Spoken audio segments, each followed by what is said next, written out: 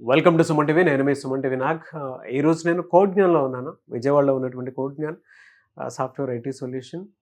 ప్రతి ఒక్కరూ తెలుసుకోవాల్సినటువంటి విషయం ఏదైనా ఉంది అని అంటే, ఇవాళ ఏఐ టూల్స్ వచ్చిన తర్వాత ప్రాంప్ట్ ఇంజనీరింగ్కి బాగా డిమాండ్ పెరిగింది. ఎవరైనా సాఫ్ట్వేర్ జాబ్ చేయాలి అనుకునేటువంటి వాళ్ళు, సాఫ్ట్వేర్ జాబ్ మీకు అలా అయితే కోడ్ జ్ఞాన్ డెస్టినేషన్ అనేది పర్ఫెక్ట్ ప్లేస్ అని చెప్పేసి చెప్తూ ఉంటారు. అండ్ నేను మీకు కావాలంటే ఫీడ్బ్యాక్ కూడా ప్లే చేస్తాను. నేను ఆల్రెడీ బెంగళూరు, విజయవాడ, హైదరాబాద్ ఈ 3 ఏరియాస్‌లోనూ కోడ్ జ్ఞాన్‌లో నేను తిరగటం జరిగింది. ఇక్కడ ఆల్మోస్ట్ 650 కంపెనీలతోటి టైప్ అయ్యి కోడ్ జ్ఞాన్ ముందుకు వెళ్తూ ఉంది. సో ప్రతి ఒక్క స్టూడెంట్ సాఫ్ట్వేర్ జాబ్‌లో రాణించాలి అనుకున్నటువంటి వాళ్ళకి ద బెస్ట్ ప్లేస్ అని చెప్పేసి చెప్పొచ్చు. సో ఈ ప్రాంప్ట్ ఇంజినీరింగ్ ప్రాధాన్యత ఏముంది? ఏ విధంగా ఉంటుంది? కోడ్ జ్ఞాన్‌లో ప్రాంప్ట్ ఇంజినీరింగ్ నేర్చుకోవాలి అనుకున్నటువంటి వాళ్ళకి ఎలాంటి ఫెసిలిటీస్ ఉంటాయి, ట్రైనింగ్ ఏ విధంగా ఉంటుందనేది ఈరోజు మనం సాయి గారి మాటలో తెలుసుకుందాం. నమస్కారం సాయిరామ్ గారు. నమస్తే అండి. సో కోడ్ జ్ఞాన్లో ఎవరైనా ప్రాంప్ట్ ఇంజనీరింగ్ నేర్చుకోవాలి అనుకుంటే ఎలాంటి ఫెసిలిటీస్ ఉంటాయి? ఎందుకంటే వెనకే కోడ్ జ్ఞానికి సంబంధించినటువంటి రోబో కూడా ఉంది. ఏ విధంగా ఉంటుందండి? అంటే ఏఐకి డిమాండ్ పెరిగింది కాబట్టి. అవునండి. ఇప్పుడు ఏఐకి చాలా బాగా డిమాండ్ ఉంది. దానికి తగ్గట్టు ఇప్పుడు చాట్ జీపీటీ, జెమినీ ఇవన్నీ వచ్చేసరికి ప్రాంప్ట్ ఇంజనీరింగ్కి బాగా డిమాండ్ ఎక్కువ ఉంది. సో ప్రాంప్ట్ ఇంజనీరింగ్ ఏం చేస్తుంది అంటే, ఒక 7-10 మెంబర్స్ కలిసి చేసేదాన్ని సింగిల్ పర్సన్ చేయగలిగేంత. కానీ ఈ ప్రాంప్ట్ ఇంజనీరింగ్ చేయాలి అనుకుంటే ముందు అసలు ఆ డొమైన్ రిలేటెడ్ స్కిల్ అంతా ఈ సింగిల్ పర్సన్కి ఉండాలి. ఏం చేస్తే ఏమవుతుంది అన్న కాన్సెప్ట్ అంతా తెలిస్తేనే. ఇప్పుడు అంతే కదండి, మనం ఇప్పుడు 10 మెంబర్స్ చేసే వర్క్ని ఒక పర్సన్ ఒక సింపుల్ ప్రాంప్ట్ ఇచ్చి అయిపోతుంది అంటే, తినికి దాంట్లో వచ్చే ఎర్రర్స్ కూడా తెలియాలి కదా సాల్వ్ చేయడానికి. సో ఆ స్కిల్ నేర్చుకోవాలి ఫస్ట్.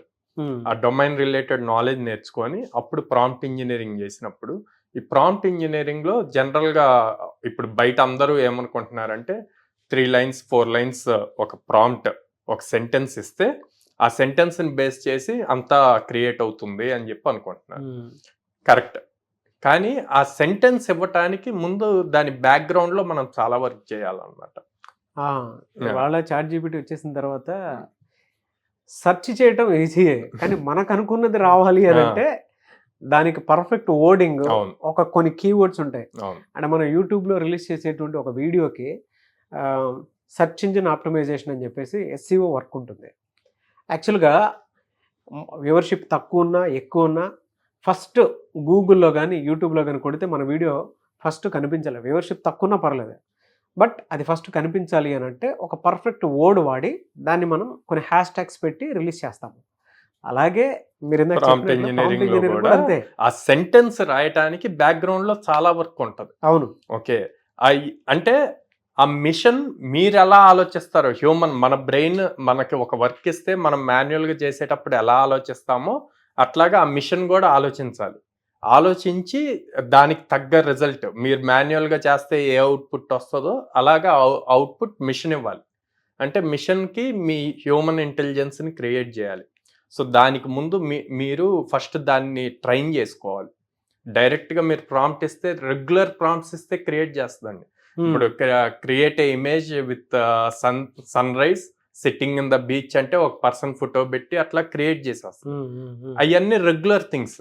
అట్లా మీరు మీ వర్క్ లో కంపెనీకి యూజ్ అయ్యేలాగా చెయ్యాలి అంటే అసలు మీరు ఎలా ఆలోచిస్తున్నారు అన్న పాయింట్ బేస్ చేసుకొని ఓపెన్ AI కానీ చాట్ జీపీటీని కానీ ట్రైన్ చేసుకోవాలి ఫస్ట్. ఓకే, నేను ఏదైనా నాకు మెయిల్ వస్తే నేను ఎట్లా మెయిల్స్కి రిప్లై ఇస్తాను అని మీరు ప్రీవియస్గా పంపించిన ఒక 4-5 మెయిల్స్ని దానికి నేర్పించాలి, దానికి ఫీడ్ ఇవ్వాలి. అప్పుడు నెక్స్ట్ 6th మెయిల్లో 7th మెయిల్లో ఎగ్జాక్ట్గా మీరు ఎలా ఇస్తున్నారో అలాగే రిప్లైలు ఇవ్వటం స్టార్ట్ చేస్తుంది. అంతేగాని ఫస్టే ఇవ్వదు. అట్ ద సేమ్ టైం నేను ఒక అప్లికేషన్లో లాగిన్ ఫామ్ ఉంది, ఆ లాగిన్ ఫామ్ని క్రియేట్ చేయాలి, అందులో నాకు ఈ ఫీల్డ్స్ ఉండాలి అని ఇచ్చినప్పుడు మీరు ఏ టైప్లో లాజిక్ రాస్తున్నారు అన్నది దానికి తెలియాలి. తెలిసినప్పుడు ఆ సెక్యూరిటీ ఆ ఇన్పుట్స్ బేస్ చేసుకొని అది మీకు ప్రాపర్ కోడ్ ఇస్తుంది. ఆ కోడ్ యాస్టీజ్ యూజ్ చేయలేమండి, మళ్ళీ దాన్ని మాడిఫై చేసుకోవాలి మన అప్లికేషన్కి తగ్గినట్టు. అందరూ ఇప్పుడు ఏమనుకుంటున్నారంటే అది కోడ్ ఇస్తుంది కదా, జస్ట్ ఆ కోడ్ తీసుకెళ్ళి పెడితే అయిపోయింది అనుకుంటున్నా. మీ వర్క్ ఈజీ చేస్తుంది, కానీ దాంట్లో లాజిక్ చేంజ్ చేయాల్సిన బాధ్యత మందే. ఏ చేయలేదు, అవును. ఇంకా లాజిక్ చేంజెస్ కూడా అది చేసింది అంటే ఇంకా అసలు ఎవరే అవసరం లేదు. అవును. సో అందుకని ప్రాంప్ట్ ఇంజనీరింగ్ నేర్చుకునేటప్పుడు కూడా ఈ థింగ్స్ అన్ని మేము డైరెక్ట్ గా ఆ ప్రాంప్ట్స్ ఎలా రాయాలి అన్నది ఫస్ట్ క్లాస్ లో నేర్పించమని. ఫస్ట్ ఆ డొమైన్ నాలెడ్జ్ అన్న ఇంపార్టెన్స్ ఏంటి అన్నది ఫస్ట్ వీళ్ళకి క్రియేట్ చేస్తాం, అవేర్నెస్ క్రియేట్ చేస్తాం. ఆ డొమైన్ని బేస్ చేసుకొని ఎలాంటి ప్రాంప్ట్స్ ఇవ్వాలి, ఆ ప్రాంప్ట్స్ ఇచ్చేటప్పుడు మీరు ఎలా థింక్ చేస్తారో అది మిషన్కి ఎలా వస్తుంది అన్నది నేర్పిస్తాం. అందువల్ల మా దగ్గర నేర్చుకునే వాళ్ళకి ఈజీ అవుతుంది ఏదైనా క్రియేట్ చేయడానికి. Very good sir. దీనికి ఎడ్యుకేషనల్ క్వాలిఫికేషన్ ఏమైనా ఉండాలి సార్? అంటే ఏ ఇంగ్లీష్ రాయటం వస్తే చాలండి. కాకపోతే చెప్పట్లేదు, బేసిక్ డిగ్రీ ఇంజనీరింగ్ ఉండి particular let's A banking sector, entertainment sector, ఇట్లా డొమైన్స్ ఏవైతే ఉంటాయో వాటి గురించి కొంత నాలెడ్జ్ ఉంటే ఇంకా బెస్ట్ రిజల్ట్ తీసుకురావచ్చు అనమాట. ఇలా జనరల్గా ఇటువంటి వాటికి బయట డిమాండ్ ఏ విధంగా ఉంది, శాలరీస్ ఏ విధంగా ఉండే అవకాశం ఉంటుంది? దీనికి ఒక 2 years 3 years ఎక్స్పీరియన్స్ ఉంటే గనక మంచి ప్యాకేజెస్ ఉన్నాయండి. Above 12 lakhs. About 12 lakhs. ఈ 2-3 years ఐటీ సెక్టార్ లో ఎక్స్పీరియన్స్ ఉండి డొమైన్ నాలెడ్జ్ ఇంపార్టెంట్ అండి. ఎందుకంటే 10 మంది చేసే వరకు ఒక్కటి చేయాలి.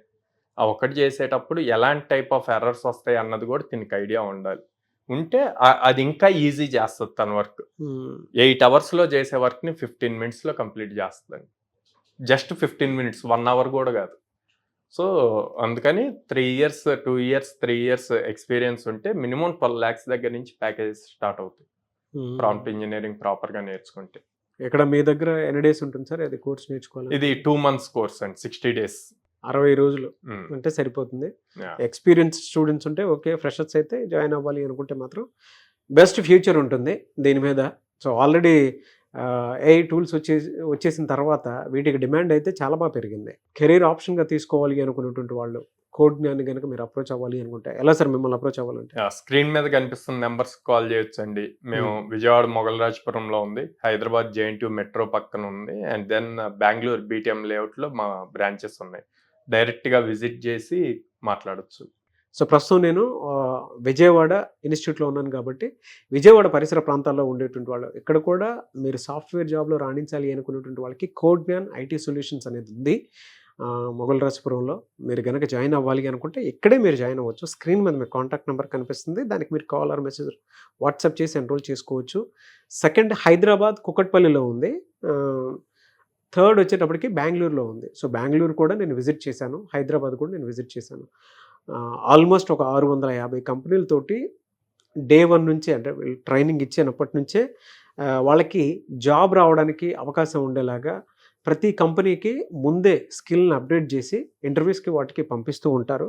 అండ్ దాంతోపాటు మీరు నేర్చుకునేటప్పుడే మీకు అవగాహన వచ్చేస్తుంది, అంటే ఇంటర్వ్యూ ఫేస్ చేసే కొద్దీ. సో జాబ్ ఈజీగా క్రాక్ చేయాలి అంటే 1 month అయినా 2 month అయినా సరే, అండ్ మీరు సాఫ్ట్వేర్లో అది జావా ఫుల్ స్టాక్ దాంతోపాటు ఇప్పుడు ఏఐ టూల్స్కి సంబంధించి నేర్చుకోవాలి అనుకున్నటువంటి వాళ్ళకి కోడ్ జ్ఞాన్లో జాయిన్ అవ్వాలంటే స్క్రీన్ మీద కనిపిస్తున్న నెంబర్కి మీరు వెంటనే సంప్రదించవచ్చు.